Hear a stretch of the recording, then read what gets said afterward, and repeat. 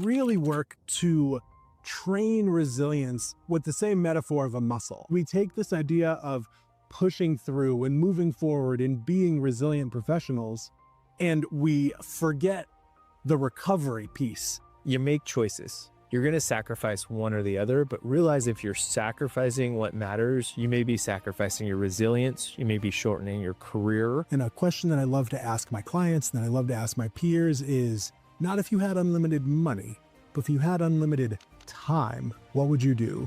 Okay, you're clear. Stand by for your base. Welcome to Loud and Clear EMS Guiding Principles. Today's topic is absolutely critical for all of us in emergency medicine. This episode was recorded on site at Fast 25, and my guest today is James Boomhower. James brings over 20 years of EMS experience throughout New England, currently serving as a critical care paramedic and lead peer support director with Boston MedFlight. But what makes James unique is his mission to fundamentally change how we think about mental health in EMS. Through his training to become a licensed mental health counselor and his experience as a paramedic, he sets out to tackle a dangerous myth in our field, that resilience means pushing through no matter what. James founded Stay Fit for Duty, a platform dedicated to bringing mental health awareness to EMS providers worldwide. Through his work, he's helping first responders recognize, manage, and actually accept acute stress, not just bury it. In today's conversation, James is going to challenge you to believe that you are already resilient. And more important than building your resilience is building your resistance. You need to treat your mental health like a muscle and train it. If you've ever felt burnt out, if you've ever wondered whether you can keep doing this job, or if you simply want to be better prepared for the long haul, this episode is for you. We are still on site here at Fast 25. I have James Boomhower, or Boomer as I hear he's called, here with me. Unfortunately, I have not had a chance to listen to James talk like other people's talk. He has to run right after his lecture, but it's such an important topic, and I'm super excited to talk about him and that he was willing to come on and give us a little preview before he went to talk about it. So reading a little bit about this talk, one of the things you say here in the description is you are already resilient. And that you've said these words countless times, but what do they really mean? So what is resilient? How are we going about it wrong? How can we go about it better? I think what is resilience is a really big topic. The way that I understand resilience is that it is a combination of our resistance, the stuff that we do every day to keep ourselves healthy, both physically, spiritually, emotionally, mentally, and how that meets with what we encounter every day. So there's our resistance. And then we utilize this kind of reserve that we have when things get really hard and we've broken through our resistance. So my sleep, my hydration, my food, my all this other stuff can't get me through whatever experience or set of circumstances I'm going through. Continuing to move forward is resilience. And how do we build this? So I'm so glad you said build, because I really work to train resilience with the same metaphor of a muscle, right? Nobody walks up to you and says, I'm going to give you a talk and I'm going to teach you how to have a bicep. You're like, I have one. It's right here. If I say, I want to strengthen it, I want to make sure the exercises you're doing are the right ones.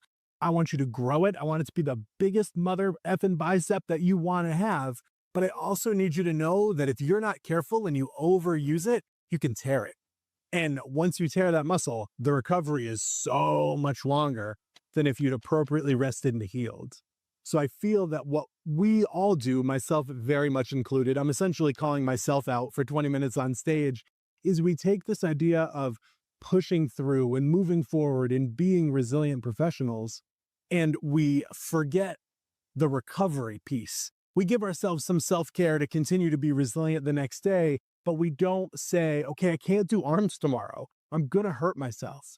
This is the metaphorical equivalent of saying, I had a crazy arm day. Oh my God, my arms are so sore. Instead of taking 3 days off and working other muscle groups, I'm going to pop some Motrin and do arm day again tomorrow and the next day and the next day, because I want to be resilient, because I want to have this, instead of stopping and resting when we need to. How do you take that idea of the need for rest out into your practice, into the real world? It starts with awareness. It starts with not only recognizing that we need to rest, and as other individuals and I were talking about today, this idea of we often think we're doing our best. Like, oh, I know I'm tired, I know I'm this, but I still provide great care. My first question is like, do you? Is it good care? And you're a really good provider, so that kind of works out to like a solid 7.5. But I highly doubt it's the same level of care that you provide with 8 hours of sleep and a full belly of food. So awareness first. And then we really have to ask ourselves, what do I have to do? What do I have no choice but to get through? And then what do I either want to do or need to do? And how can I mitigate those in triage? I have no choice but to do this. I kind of need to do that. This other stuff that I want to do has to take a back burner because I have to focus on myself and I have to focus on my rest. The stuff I want to do will be there. The stuff I need to do, we can triage, and we've already gotten through whatever milestone we couldn't avoid. I love this idea of training it because I think too many of us, and for too long, mental health has been this put out the fire type of approach. Like our resistance is broken, things are on fire. Now we're going to try to figure out how to be resilient. And our muscles hasn't been trained for that. And at that time's not the time for training. The time for training is before that, so that you do have that muscle to deal with that. And so I love this preventative approach. I mean, we're in emergency medicine. We're the antithesis of like being ready for the unexpected. And so talk to me more about being prepared and doing the work up front. So I think it's really important to me that resilience doesn't get misconstrued as all of it. And really, resilience has turned into this umbrella term of like anything that helps make you physically, psychologically, or emotionally well. And I disagree with that pretty profoundly. You know, we talk about the pillars of resilience. It should really be the pillars of resistance. Like, this is what builds my shield. This is what lengthens my fuse. And then there's this resilience phase that we can almost think of like anaerobic respiration, right? Like it'll get the job done, but the ATP is all out of whack and it's not worth the squeeze. So can we continually look at that as something that we need to foster, but that depletes really easily, instead of saying it's all part of the resilience continuum?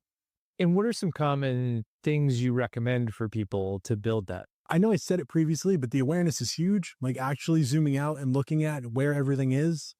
I know personally we had some recent pretty profound tragedies within our agency, and I went into doer mode, and I did. And it took a good friend and a colleague of mine to literally grab me by my collar and be like, stop doing, rest with us, grieve with us, like stop being up here.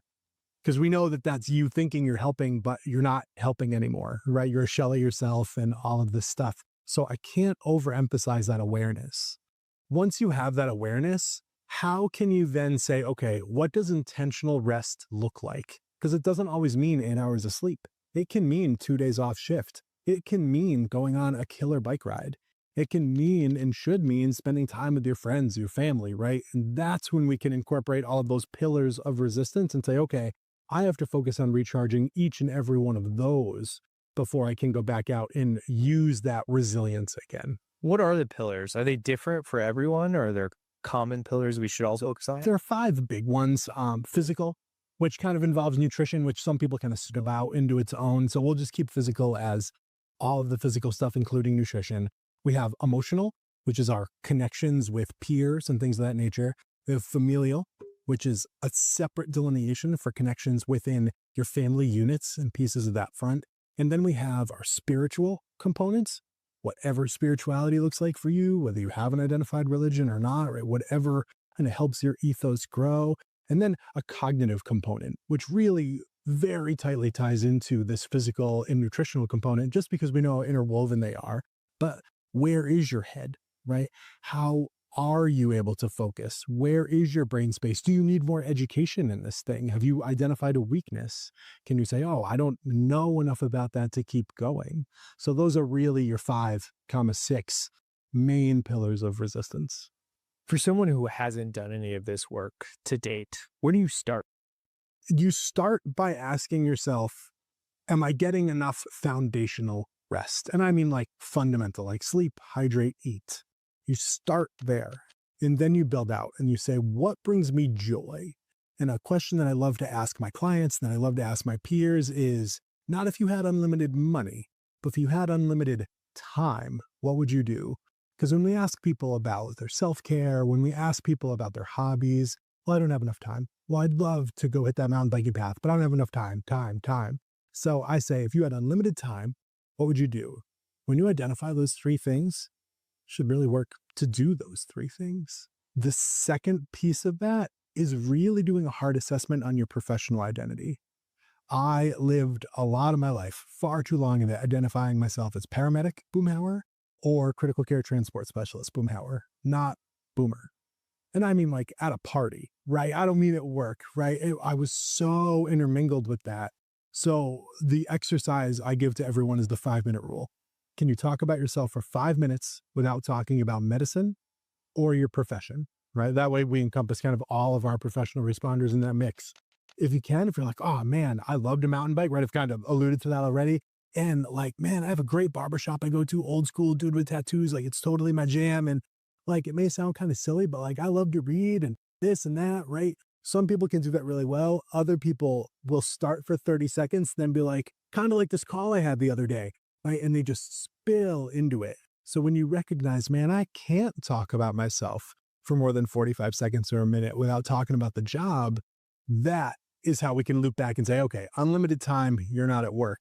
What are you doing? And you can't say reading protocols, right? Like, how are you better establishing your identity of self?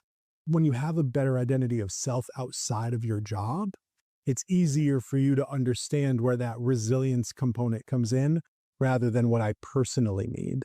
We talked so long, the term work-life balance has been thrown out there, but in reality, balance is something like multitasking, where you truly cannot multitask. You're either doing this task and then switching to this task, but unless you're solely focused on one task, you're not doing either of the tasks very well. Balance, similarly, work-life balance is never a 50-50 split. Sometimes you're dedicated to this, sometimes you're dedicated to that. And what I hear you saying is it's about prioritizing what matters and realizing that, like, you make choices. You're going to sacrifice one or the other, but realize if you're sacrificing what matters, you may be sacrificing your resilience, you may be shortening your career, and ultimately affecting your happiness and fulfillment.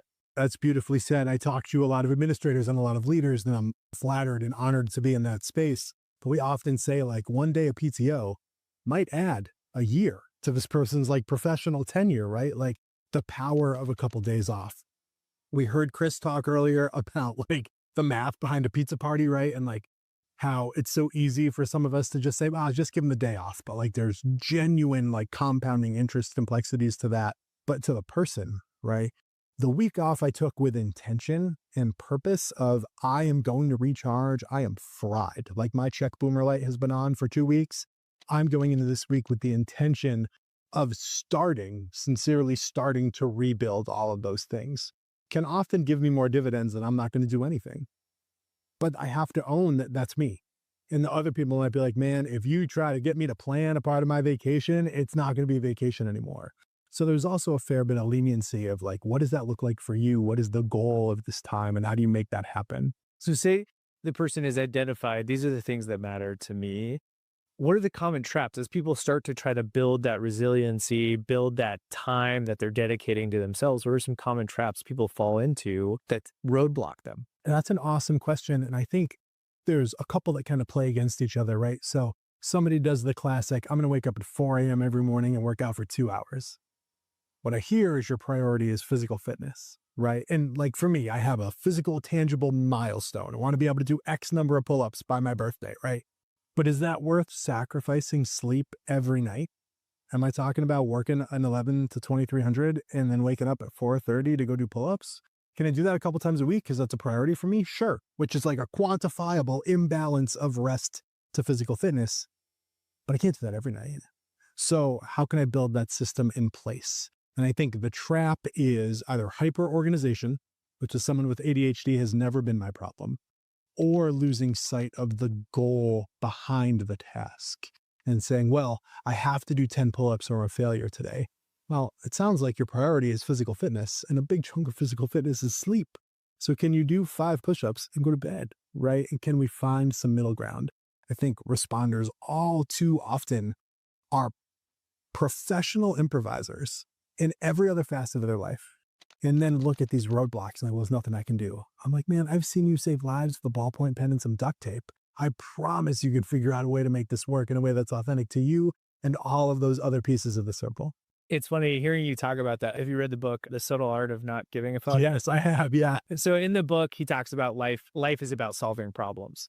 But when you solve one problem, you create another. Yes. And it's about creating smaller, better problems. And so when you talk about, okay, this is your plan, but what's the problem you're going to be creating on the back end? And is that a smaller, better problem? Or have we replaced it with a bigger problem? And I don't know, it just reminded me of that.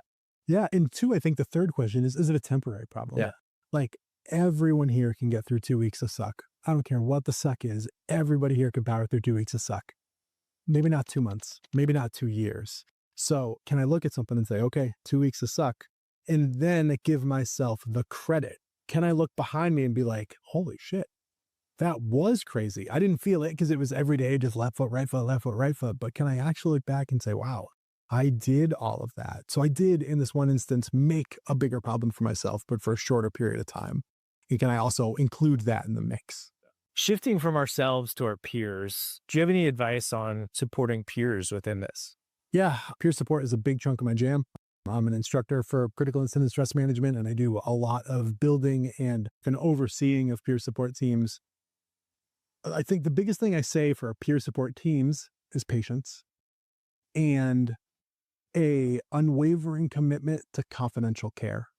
So as soon as someone thinks a peer can't be trusted, just throw the whole thing away, right? You just got to dump the whole thing away. Conversely, for systems that are looking at peer-to-peer platforms, an uncomfortable amount of vulnerability. Because I might walk up to you and say, doing all right. And I'm not making a personal attack about you. I'm not calling you a shitty paramedic. I'm not doing any of these things. I'm literally saying, I don't know, man, something in your vibe says things might not be okay. Right. And if we can come at that with the like, hey, thanks for asking, and not a, what the fuck, man, it makes the whole process a lot easier. So the goal for peers is just eyes out. I think we know our peers often better than we know ourselves, and we can use that to our advantage. But as I highlight when I talk with my colleague that grabbed me by the collar and told me to like really level up, like you have to also be willing to accept that same help that you're so willing to give somebody else. Yeah, that's so true. I think, and sometimes they're your family in a different way than your family can be, right? They understand what you've been through. They've been there. They're your brothers and sisters at work. And so having that resource or being that resource can truly be very important. Yeah, absolutely. What about with regards to any advice along family life at home? I was going to laugh like you were in my hotel room this morning. I literally made a reel that said the only thing we can keep in our lockers is our boots and our flight suits. There's been an idiom for forever. Leave it at work, leave it at work, leave it at work. And there's validity to some of that. Leave maybe some of the stress, or I'm not going to check my email until I get back in. Like there are like really tangible things that we can leave at work. The cumulative stress of what we see isn't on that list, no matter how bad we want it to be. And what we need to do is open up dialogues with our partners. I offer this thing online called the Relationship Action Plan, and I'll be sure to send it to you so you can take a look at it. The idea is it's an emergency checklist for when you've had that terrible shift, when you've had that terrible day. So you just had, the worst 12 hours of your professional career, and your significant other calls and is like, what do you want for dinner? And can you pick up the kids? Having no idea that you are this decision fatigued and this stressed. And we've all seen that play out, right? I don't give a fuck, blah, blah, blah, blah, right? If we build this system, and we've already talked about it when times are pretty low stress, and we say pineapple or whatever we've decided our relationship safe word is, that tells my partner everything. So can I own more of my emotional state when I come home, right? An easy, tangible example for me and my wife, mind you, the only humans, well, not even humans, the only mammals that we're responsible for are 2 cats, right? So don't have kids, and I understand the privilege of getting some of this flexibility, but I am a big like decompress in the garage guy. Like I make a really tangible transition from critical care transport specialist to husband to cat dad to whatever. And that takes more time than others some days. And it used to be my wife would like pop out in the garage. Hey, are you okay? I love you. Are you mad at me? Like all this stuff, right? And I would respond very poorly to that because it was interrupting this like even unknowing kind of landing that I was doing. And that openness of like, today was awful and I'm going to need you for X, Y, and Z. But like right now, I need 10 minutes to just blah, right? And get that out. So that awareness that we can't keep that at work, whether we want to or not, and really using our family, incorporating our family as an extension of the team, but making sure that we're doing the same for them. So my partner can also say, hey, I know I'm a tax accountant and a baby has not died in my arms in my career, because that would be quantifiably a terrible day at H&R Block, right? But they have terrible days too. So this isn't a trump card. This isn't some like, we're only doing it this way. It's like now your partner is empowered to be like, hey, did you sleep all day on an engine shift, right? Like, great. I need more of you now. And understanding that, like you said, it's not always going to be a perfect balance, but if we're aware of this shift back and forth, it can be profoundly helpful. Yeah. And just as you were saying, it goes both ways, not only in the understanding of when they've had a difficult day, but the understanding of how when you've had a difficult day, how you can best express, I still love you. This isn't about you. This is about what's going on, to reassure them that like what you need is like, it's going to be okay. I just need this right now sort of thing. And opening that line of communication so that both can feel reassured and get what they need in the moment. Totally. And I think this is a good point to highlight that takes time. I don't want to be heteronormative. I don't want to like assume what people's relationships are, but there's always in any relationship, someone has a higher awareness of emotional intelligence than the other. And I love to give this advice, and I get worried that somebody's going to be like, okay, today we're better communicators, right? Flip the switch. When in reality, it takes a lot of hard conversations. It takes time, and it also takes a ton of debrief. I'm the mental health guy talking to you on this podcast. I blew up at my wife 2 weeks ago, and I ended it with, oh my God, I am not as situated with this thing from 2 days ago as I thought I was. I wasn't forgiven instantly, right? She didn't wave a magic wand, right? But the awareness of like, I'm always trying to do better. I'm always trying to do better for myself, for my team, and for my family. So with that, can I look at things with that lens of like, oh yeah, I missed that IV, right? With what Chris said, but like, how can I do another one differently next time?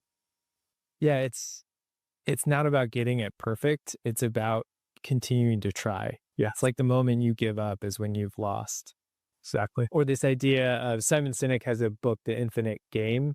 He talks about, in life, there are finite games and infinite games. And finite games are like your football game, your basketball game. They have delineated time period and the game is over.